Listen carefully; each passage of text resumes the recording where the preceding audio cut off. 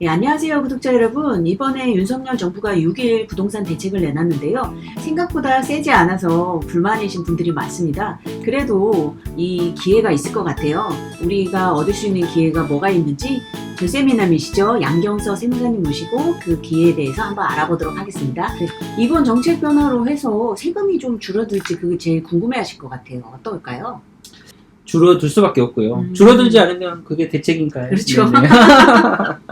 분명히 혜택이 있는 게 있는 거고, 저는 개인적으로는 좀 더 대폭 풀어줬으면 하는 바람도 있었는데, 네. 그래도 어쨌든 이 시도가 아름답다고 생각이 됩니다. 첫 술에 배부를 순 없으니까. 상생 임대인이 되면 어떤 혜택이 있을지 임차인과 임대인 입장에서 좀 설명해 주셨으면 좋겠습니다. 표현은 좋죠, 상생이라는 거. 드디어 이제 용어가 투기적인 접근이 아니라 옛날에는 적폐였단 말이에요. 네. 투기자였고. 네. 그런데 이제 드디어 상생이란 말을 쓴 네. 것만 해도 사실 많이 바뀐 것 같습니다. 그래도 2024년까지 계약갱신하면서 5% 이내로 인상을 해야 하는 거고요. 네. 한 번만 그렇게 해주면 네. 이제 영구적으로 혜택을 받는 거고, 여기서 주의하실 게 있습니다. 5% 이내로 인상했다라는 것은 입증을 해야 돼요. 그러려면 계약서를 둘 다 갖고 있어야 할 것 같습니다. 네. 제출이 돼야 할 것 같고요. 네. 예, 어떤 혜택을 받기 위해서. 네. 그 계약서 잊어버리시면 안 된다는 것을 좀 말씀을 드리겠습니다. 여기서 좀 엉뚱한 소리 같지만 네네. 5% 나는 안 하겠다, 나는 네. 10%를 하겠다 이렇게 되면 차이가 좀 있을까요? 2년 이상 거주 요건이 면제가 안 되는 거고, 그다음 장기보유 특별공제에서도 2년 이상 거주해야만이 장기보유 특별공제를 혜택을 받을 수가 있기 때문에 네. 사실 전세 5%에서 10% 받는 거 네. 차이 나나요? 그닥 차이가 없을 것 같아요. 저는 무조건 5% 이내로 아. 올리겠습니다. 이 제도는 네. 반드시 이용해야 하는 제도지. 네. 조금 좀 더 받으면 의미가 있을 수도 있는데, 방금처럼 5%나 10%냐 네. 이거는 별로 중요한 건 아닌 것 같습니다. 네. 임대인들 잘 들으셨죠? 5% 10% 너무 목매지 마시고 5% 이내로 올려주시기 부탁드리겠습니다. 네. 상생 임대인이 됐다면 비과세를 받기 위해서 2년 이상 거주를 해야 하는데, 그 거주 의무가 면제가 되고, 장기보유 특별공제에서도 2년 이상 거주해야만이 최대 80%의 장기보유 특별공제를 받을 수가 있는데, 이제는 2년 거주를 안 해도 장기보유 특별공제가 올라간다. 근데 거주를 안 했기 때문에 그거는 어쩔 수 없이 보유기간에 따른 공제 40%가 아마 한도가 될 것 같습니다. 결국은. 근데 임차인은 뭐냐? 네. 임차인은 당연히 그냥 좋은 거죠. 그렇죠. 5% 이내로 했으니까 내가 돈이 덜 들어가는 네. 거잖아요. 단순하게. 전세 보증금 올려주기 위해서 대출을 굳이 안 받아도 된다. 이게 핵심이겠죠. 네. 그러면 기존의 장기보유 특별공제율에 대해서도 좀 설명해 주셨으면 네. 좋겠어요. 장기보유 특별공제는 먼저 1주택자에 대해서 설명드리겠습니다. 네. 1주택자는 기본적으로 연이 2%에서 최대 30%까지 공제를 받을 수가 있습니다. 15년 이상 보유하면 네. 30%의 공제를 최소로 가져갈 수가 있어요. 근데 이 2%, 네. 30% 이런 게 뭐 그게 또 구간이 또 별도로 있나요? 3년이 되면 6%의 공제가 있고, 4년이 되면 8%. 그래서 이 문턱 효과가 있습니다. 네. 만약에 3년 하고 뭐 364일이다. 네, 그러면 하루가 모자라. 당연히 하루를 채워서 잔금을 받으시는 걸로 계약을 체결을 해야겠죠. 네. 그러면 연 2%를 추가로 더 받을 수가 있습니다. 진짜 잘 따십시오. 다만 그걸로 인해서 예를 들면 6월 1일 그 재산세 부과 기준일이 되면 세금을 더 낼 수도 있기 때문에 그거는 고려해서 잔금일을 좀 뒤로 미루시는 게 의미가 있겠죠. 자, 이제 1세대 1주택자의 경우에는 2년 이상 거주를 하면 보유기간별 연 4%씩에서 최대 40%, 거주기간별 연 4%에서 최대 40%, 합계 80%까지 장기보유 특별공제가 적용됩니다. 그러면 20억짜리 팔아도 양도차익이 아무리 많아도 네. 확 줄어버린다. 이 정도 느낌으로 말씀을 드리겠습니다. 뭐 자세한 거는 세무사 통해서 상담하셔도 되고, 참고로 홈택스에서도 이 양도세 계산을 하실 수가 있습니다. 그걸 통해서 하셔도 되고요. 2주택 이상부터는 조정 대상 지역에 있는 집을 내년 5월 9일까지 뭐 팔게 되면 장기보유 특별공제는 적용은 되는데, 내년 5월 10일 이후에 조정 대상 지역에서 다주택자 집을 팔 때는 장기보유 특별공제는 지금 없는 겁니다. 없는 거를 기준으로 가셔야 하는 거고요. 참고로 이제 정책 발표에 따라서 네. 최대 80%까지 해주는 장기보유 특별공제는 상생임대이 된다면 연 2년 이상 거주하지 않아도 이제 공제율이 더 올라간다. 요거를 말씀드리고요. 네. 그리고 지금 조정 대상 지역이 해제된다는 말이 계속해서 나돌고 있거든요. 네네네. 만약에 해제되면 세금적인 측면에서 좀 혜택이 있을까요? 네, 혜택이 있습니다.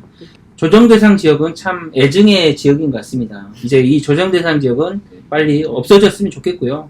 그러니까 조정대상 지역에서 해제되면 어떤 세금 혜택이 있느냐. 첫 네. 번째, 양도세 중과가 영구적으로 배제가 되고요. 네. 두 번째, 조정대상 지역의 집을 2주택만 갖고 있어도 종부세 중과세율이 적용되지만 이제 조정대상 지역에서 해제되면 3주택 이상부터 종부세 중과세율이 적용되게끔 돼 있습니다. 2주택자가 혜택이 크겠네요. 그렇죠. 2주택자는 더 이상 종부세 중과세율이 적용이 안 되기 때문에 일반 세율은 낼만하다. 네. 저는 이렇게 말씀드리겠습니다. 물론 내는 분 입장에서는 그래도 많다고 생각하실 수도 있어요. 그래도 집이 네. 있으시잖아요. 두 개나. 그렇죠. 네네. 그러면 이 중과세율은 은퇴소득이 발생이 안 돼요. 왜? 세금으로 다 내버리니까. 오히려 부족하고 막 그렇단 네. 말이에요. 근데 일반 세율은 월세 받아서 종부세 내고도 좀 남을 수가 있습니다. 그걸로 생활비를 좀 하실 수 그렇죠. 있습니다. 은퇴소득으로 가져갈 수가 있다라는 거죠. 네. 그 다음에 세 번째, 자, 2017년 8월 3일부터는 조정대상 지역에서 집 살 때 2년 이상 거주를 해야만이 비과세를 받을 수가 있는데, 예를 들면 10억짜리 집을 판다 이거예요. 근데 이게 2017년 8월 3일 이후에 조정대상 지역에 집을 샀다고 한다면, 그거는 2년 이상 거주를 해야 한단 말이에요. 네. 근데 거주를 안 했으면 이 10억 원짜리 집 팔았을 때 양도 차익에 대해서 말 그대로 6에서 45% 세금 내는 겁니다. 네. 그런데 거주 요건이 면제가 되면 그냥 비과세인 거예요.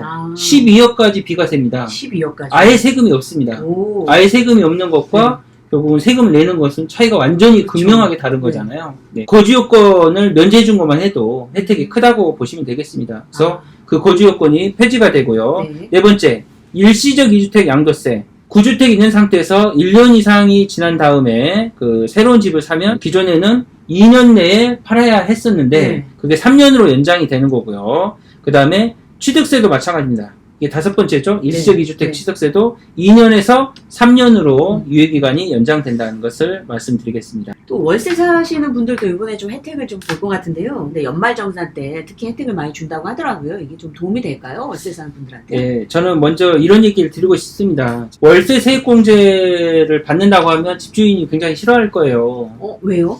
당연히 내 소득이 노출이 되니까 소득세 신고해야 하잖아요. 네. 네.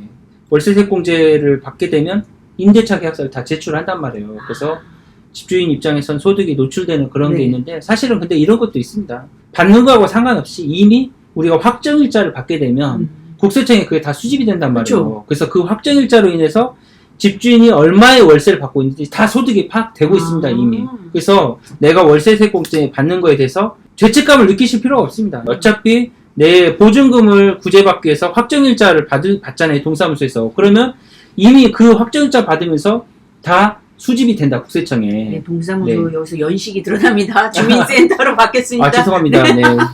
저 그렇게 나이 많은 사람은 아닙니다. 참고하십시오. 지금 월세를 받고 계시는 임대인 입장에서도 한번 설명을 하겠습니다. 네네. 내가 소득세 신고를 해야 하느냐. 네. 월세액이 예를 들면 200만 원 이상이다. 그거는 적게 받는 게 아니란 말이에요. 네. 지금 이미 과세자료가 계속해서 국세청이 누적되고 있기 때문에 이제 소득세 신고 여부를 고민을 하시는 게 필요할 것 같습니다. 과거에는 그냥 주택 임대소득에 대해서 건드리지 않았단 말이에요. 근데 네. 이제는 세수가 초과 세수도 발생하고 그랬지만 갈수록 또 복지에 쓸 금액들이 늘어나고 있기 때문에 예산이 계속해서 급증하고 있잖아요. 그래서 늘어나죠. 그렇죠? 네. 그래서 결국은 주택임대소득 건드릴 수밖에 없습니다. 근데 쉽게 건드리지 못하겠죠. 왜? 임대인을 건드리면 당연히 월세가 또 올라간단 말이에요. 그 임차인이 또 손해를 볼 수가 있기 때문에 쉽게 건드리지 못할 이슈이지만 지금 제가 바라보는 관점은 결국은 이거는 언젠가는 건들 수밖에 없기 때문에 이제는 신고 여부를 좀 고민하시는 게 맞을 것 같습니다. 이미 많은 사람들이 신고를 하고 있습니다. 신고를 하려면 어떻게 해야 되는 건가요? 사업장 현황 신고를 2월 10일까지 하는 게 있어요.